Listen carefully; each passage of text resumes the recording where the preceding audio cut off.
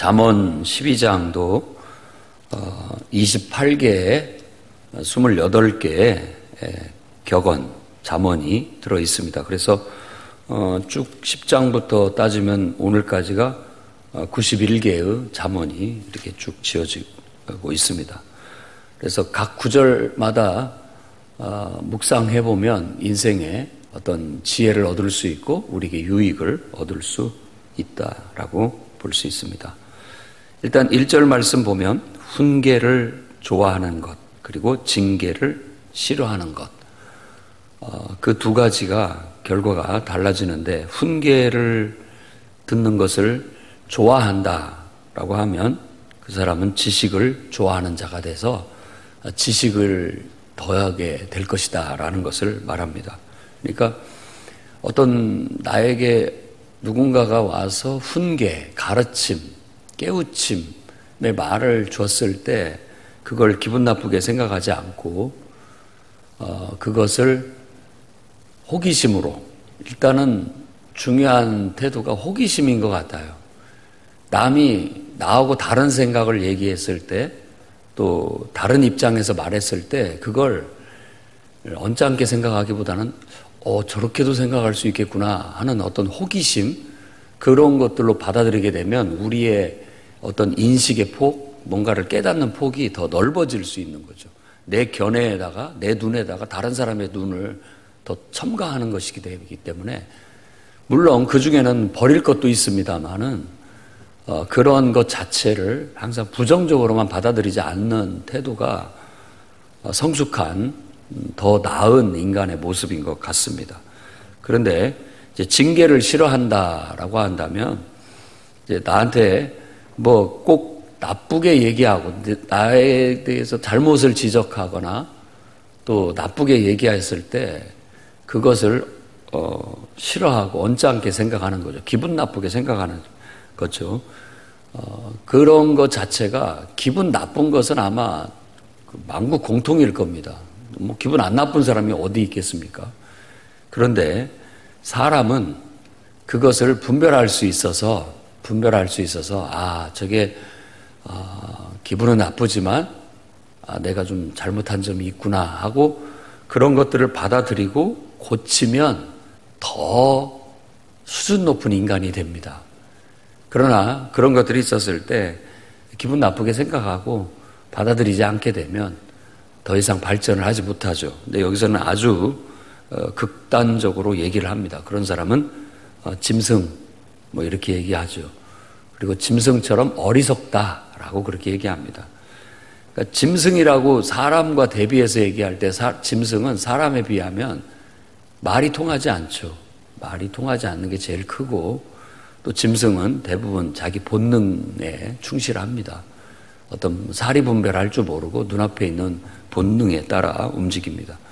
그래서 잘 훈련되고 또 성숙한 인격을 갖추지 못하게 됐을 때 우리는 어렸을 때 그 인간의 본능, 이런 것들을 잘 활용할 줄을 모르게 됩니다.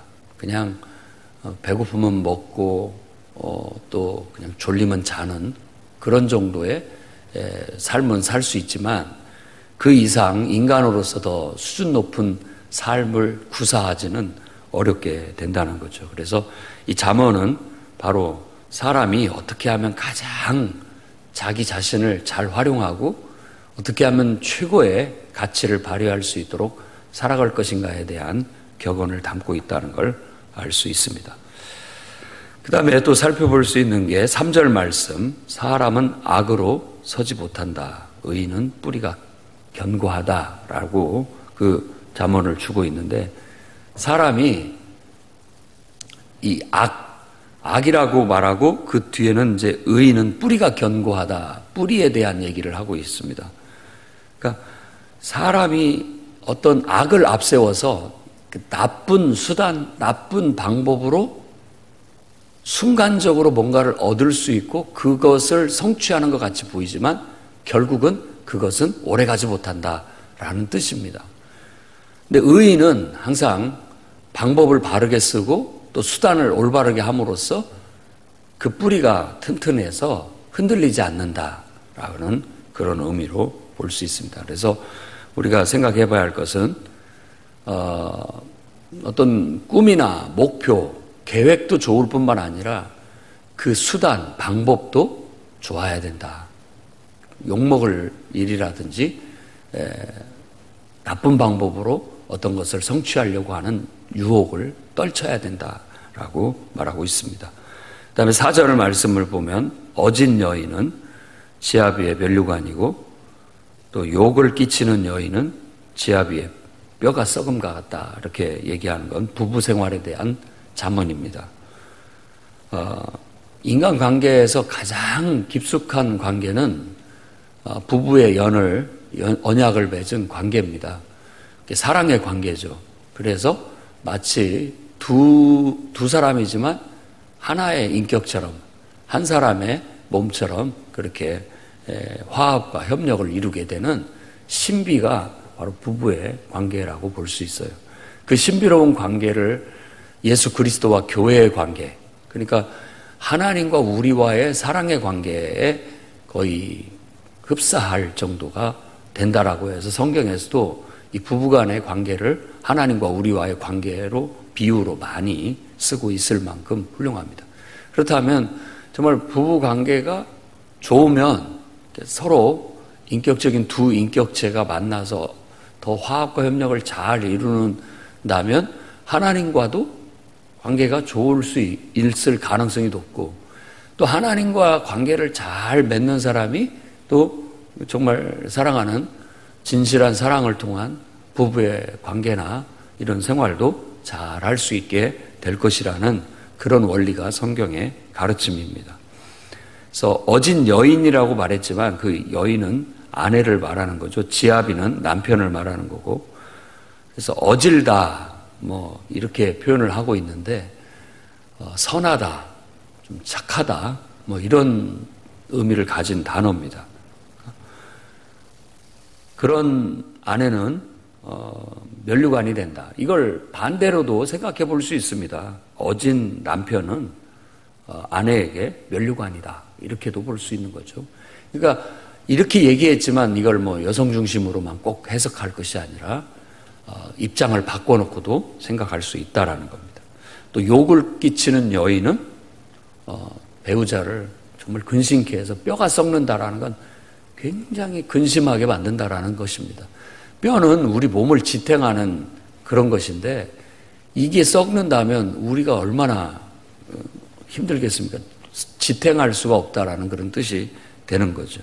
그래서 서로가 배우자 간에 서로가 서로에게 항상 어질게 대할 수 있어야 됩니다. 선한 마음으로, 선한 의도로. 이걸 중요한 태도라고 볼 수 있어요. 무슨 말을 하든지 선한 의도로 받아들이는 거. 근데 이게 마음이 삐뚤어지면 다 나쁜 의도로 보이는 거예요. 그래서 항상 부정적으로 보고 그것에 대해서 나쁜 의도로 평가하고 서로 비난하고 그 비난은 역비난으로 이어지게 되고 또 그 역비난은 이제 결국은 도를 지나쳐서 서로에 대한 경멸로 이어지고 경멸이 도가 지나치면 이제 서로 등을 돌리게 됩니다. 그리고 등을 돌리면 이제 남남이 될 수 있는 거예요. 모든 위기의 부부랑 또 이혼하는 부부의 대부분의 그 흐름이 그렇게 갑니다. 비난부터 시작해요. 그리고 그거에 대한 역비난이 이루어지고 그러면 결국 경멸로 이어지게 되고 등을 돌리게 되고 결국은 같이 사는 것의 의미를 찾지 못하게 됩니다. 그럼으로써 정말 우리가 이 땅에 살면서 한 인간과 인간의 오묘하고 신비한 사랑의 관계를 결국은 터득하지 못하고 깨닫지 못하고 상실감을 갖게 되는 거예요. 근데 서로 어질게 선하게 항상 모든 의도를 선한 의도로 나를 사랑해서 서로에게 도움을 주고받는 관계로 이렇게 서로가 하게 된다면 서로 선한 의도로 하게 되고 선한 의도로 받아들이게 된다면 여러분들에게 면류관이 될 겁니다. 그러나 그것을 자꾸만 해가 될 수 있게 욕을 끼치게 되면 그러니까 선한 의도로 대하지 않기 시작한다면, 또 선한 의도로 받아들이지 않고 의심하기 시작한다면 여러분의 뼈가 썩게 되는, 그야말로 행복하고 지고지순의 창조주 하나님의 사랑을 깨닫도록 하나님께서는 부부의 연을 맺게 하시는 건데, 결국은 그것이 지옥이 되는, 천국이 아니라 지옥이 되는 그런 결과를 가져오게 되니까 얼마나 불행한 겁니까? 가능하다면 우리가 우리의 가정이, 또 우리의 부부의 관계가 천국이 돼서 여러분의 면류관이 될 수 있도록 힘쓰시기 바랍니다. 기도부터 하시면 됩니다. 선하게 대할 수 있게 해달라고 기도하고, 또 그쪽도 선하게 사랑으로 나를 대하게 해달라고 기도하고, 이게 서로 손뼉도 마주쳐야 소리가 난다고 서로 죽이 맞아야 되는 거예요. 서로가 선하게 대하려고 서로가 먼저 해야 됩니다.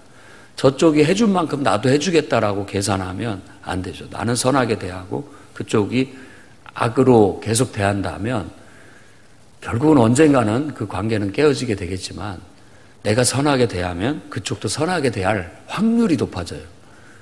그래서 서로 화합할 수 있는 그런 관계가 될 수 있다고 봅니다. 그 외에 대부분에 쭉 보면 의인과 악인의 비교를 나열하고 있는데, 의인은 지혜로운 자를 말하는 거고 악인은 어리석은 자를 말한다고 볼 수 있어요. 그래서 보통 의인의 특징은 진실, 정직, 성실. 이 잠언서에서 그 세 단어에 대부분의 잠언들이 속합니다. 정직, 항상 바르게, 하나님 보시기에 바르게. 진실, 하나님 보시기에 정말 떳떳하고 의미 있고 가치 있게. 그리고 성실하다는 건 자기에게 주어진 본분과 역할에 항상 최선을 다하는 부지런함이 그 속에 들어있다고 볼 수 있습니다. 그 결과는 결국 풍성한 삶이 주어지게 될 것이다. 그리고 축복된 삶을 살게 될 것이다 라는 것이고요. 정반대로 미련한 길, 그러니까 악인의 길을 가게 되면 그 인생은 오래가지 못할 것이다. 결국 가난하게 될 것이다. 또 결국은 다 소멸하고 말 것이다 라는 식으로 그 결과를 극단적으로 얘기함으로써 교훈을 주고 있습니다. 자, 9절 말씀을 보겠습니다. 비천에도 종을 부리는 자, 스스로 높은 치하며 밥을 굽는 자, 핍절한 자, 음식을 핍절한 자는 자, 이 둘을 비교했을 때 누가 더 나으냐. 그러니까 이 말은 신분이 비천한 자, 그리고 지체가 높다는 건 신분이 높은 자예요. 근데 신분이 낮은 비천한 자라 할지라도 종을 부린다라는 것은 경제적인 자립이 됐다라는 뜻입니다. 경제적으로 윤택하다는 뜻이에요. 그러면은 그런 사람과 신분이 좀 높고 지위가 높은 사람인데도 불구하고 경제적으로 자립이 안 되는 사람, 둘 중에 누가 더 낫냐라고 했을 때 여기서는 바로 비천한 신분이지만 종을 부리는 신세가 훨씬 낫다라고 그렇게 비교해서 설명을 해주는 거예요. 이런 것들도 성실함으로 우리가 얻어야 할 경제적인 자립을 말하는 겁니다. 경제적인 자립이 얼마나 중요한지를 강조하고 있는 구절이라고 볼 수 있죠. 그 다음에 12절 말씀도 보면 악인은 불의의 이익을 탐하나 의인의 뿌리는 결실한다 라고 그렇게 얘기합니다. 그러니까 불의의 이익이라는 건 아까 앞에서도 처음에 말한 것처럼 수단, 나쁜 수단과 방법을 다 동원해서 뭔가를 얻으려고 하는 것을 말하는데, 그것은 결국은 부작용을 낳고 결과적으로 오래가지 못하게 된다라는 것을 말하는 것이고, 의인의 뿌리는 결실한다라고 하는데 결국은 그 뿌리가 의인들은 뭔가를 얻게 된다라는 그런 의미도 됩니다. 그리고 자, 불의의 이익이라는 것은 내가 정당하게 노력하고 수고해서 얻는 것이 아닌 것을 말한다고 볼 수 있어요. 그러니까 그 에베소서 말씀에서는 극단적으로 얘기를 하죠. 도둑질하지 말고 내 손으로 수고해서 남을 도우라. 이렇게 얘기를 하는 거죠. 그러니까 그 말은 우리가 뭐 도둑질을 한다라는 뜻이 아니라 그런 도둑놈 심보를 말하는 거죠. 내가 수고는 안 하지만 뭔가를 얻고 싶은 그런 게 있잖아요. 나는 가만히 있으면 다 그냥 누가 해주기를 바라고 다 갖다 주기를 바라는 그런 마음을 바라는 거예요. 그러면 결국은 이 말처럼 그런 마음을, 심보를 탐한다는 건 그런 심보를 갖게 되면 결국은 이거 욕을 먹거나 오래가지 못하는 거예요. 제대로 될 수가 없습니다. 근데 의인의 뿌리는 결실을 한다는 건 이 뿌리, 자기가 심고 노력하고 땀을 흘려서 수고한 것으로 결실을 맺게 된다라는 걸 말하는 거예요. 그래서 자기가 뭔가를 해서 뭔가를 얻는 것을 기쁘게 여겨야 됩니다. 그건 너무나도 훌륭한 거고 행복한 것이고 정말 기분 좋은 거예요. 그냥 공짜로 얻는 것을 탐탁지 않게 여기는 것이 건강한 사람의 태도라고 볼 수 있습니다. 정말 노력한 만큼의 수고하고 노력해서 뭔가를 얻는 것이 달고 소중하고 더 귀한 것이라는 것을 이 12절에서도 이 교훈으로 줍니다. 의인의 뿌리는 결실합니다. 여러분이 수고하면 뭔가를 노력하면 애를 쓰면 반드시 그거에 대한 결실은 주어지게 돼 있습니다. 그런 것을 경험하고 맛보고 살아가는 것이 행복이에요. 그 다음에 입의 언어 생활에 대한 교훈을 몇 구절 찾아보면 13절 입술의 허물로 그물에 걸린다. 말 잘못하면 그 말에 자기가 걸려 넘어 잡혀서 그 말 때문에 곤욕을 치른다라는 것을 보여주고 있습니다. 14절 입술의 열매로 복록에 족하며 입술의 열매로 복에 만족함을 얻는다. 축복에 만족함을 얻는다라는 거예요. 이 말은 결국은 내가 말을 어떻게 하느냐에 따라서 축복을 받고 또 결국은 그걸로 인해서 욕을 먹을 수도 있다. 입술의 열물에 복록에 족하며 손에 행한 대로 받는다라고 그렇게 말합니다. 말이 얼마나 중요한지 다시 한번 생각해 봐야 되겠어요. 그래서 가능한 한 우리 말이 내가 이 말 때문에 결국 내 인생이 뭔가에 허물이 되고 그물에 걸리듯이 곤욕을 치르는 일이 없도록 가려서 해야 되겠고 가능한 한 복이 되는 말을 많이 하십시오. 긍정적이면 좋겠어요. 긍정적이면 가능한 한 긍정적으로 해석해서 이렇게 바꿔서 말을 하는 버릇을 들이십시오. 배불러 죽겠다, 배고파 죽겠다 라는 것보다 배가 부르니까 참 좋다, 뭐 이런 식으로 배가 고프지만 그래도 행복하다, 뭐 이런 바꿔서 얘기하는 그런 습관을 들이고 가능한 한 축복이 되는 말을 많이 하게 된다면 그 말이 현실이 될 겁니다. 그 말이. 그 다음에 18절 말씀 봅니다. 거기 보면 함부로 말하는 자 칼로 찌름과 같다라고 말합니다. 근데 이제 반대의 말은 현명한 자의 혀는 양약이다라고 얘기하는데 이게 치료제라는 뜻이에요. 우리 입이 언어는 칼과 같다고 그렇게 비유하는 어떤 데는 불로도 얘기하지만 칼로도 얘기를 합니다. 그래서 함부로 말을 하게 되면 칼로 사람을 찌르는 것 같아요. 근데 말하는 사람은 그걸 잘 모를 수 있죠. 근데 그게 이제 찔린 사람은 많이 아프다고 생각을 합니다. 그렇기 때문에 좀 다른 사람을 배려한다면 함부로 말하지 않는 태도를 갖출 필요가 있겠습니다. 그러니까 우리 입술에 재갈을 먹이고 재갈을 먹인다는 것은 제어를 하면서 가려서 말을 해야 된다. 표현도 가려서 쓸 수 있어야 되겠고, 가능한다면 상대방을 치료하는 말의 능력이 될 수 있도록 해야 된다라는 거예요. 똑같은 칼이지만 죽일 수도 있고 살릴 수도 있다면 살리는 말을 하면 더 낫겠다는 생각이 듭니다. 그리고 어떤 경우 우리가 살리려고 때로는 살리려고 칼을 들잖아요. 근데 그걸 제대로 못 받아들이면은 어쩔 수 없는 경우가 있습니다. 그런 건 하나님께 맡기고 말아야지, 그걸 갖고 우리가 끝까지 이렇게 탓을 하고 서로 원망을 하고 불평을 하고 비난을 하는 것은 좋아 보이지 않습니다. 가능한 한 우리가 할 말을 했다라고 한다면 그 이상 그걸로 인한 논쟁이나 말꼬리는 필요 없는 거예요. 할 말을 했을 뿐이다라고 하나님 앞에 생각하고 기도하고 하나님이 도와주시기를, 깨우치시기를 바라는 마음이 필요한 것 같습니다. 자, 그 다음에 24절에 부지런한 자의 손은 다스리게 되고 게으른 자의 손은 불임을 당한다. 부지런한 자가 다스리는 겁니다.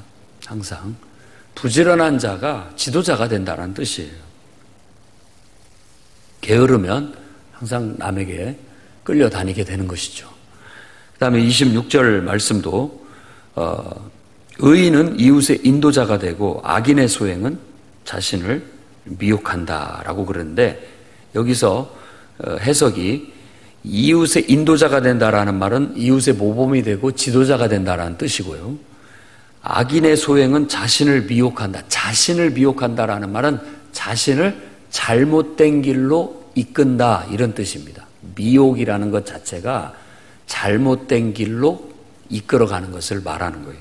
스스로가 결국은 잘못된 길로 가버리는 거예요.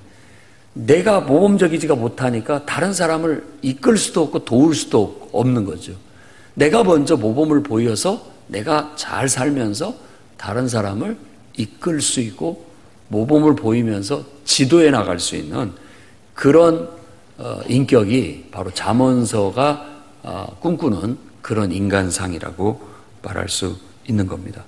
그래서 삶의 상황 속에서, 현장 속에서 여러분들이 정말 더 나은 삶을 살고 더 행복하고 더 풍족하고 더 기분 좋고 더 건강한 그런 삶을 살기를 원한다면 이와 같은 잠언의 말씀을 기억해서 삶의 교훈으로 삼고 늘 실천해 나가시기를 주의 이름으로 축원합니다.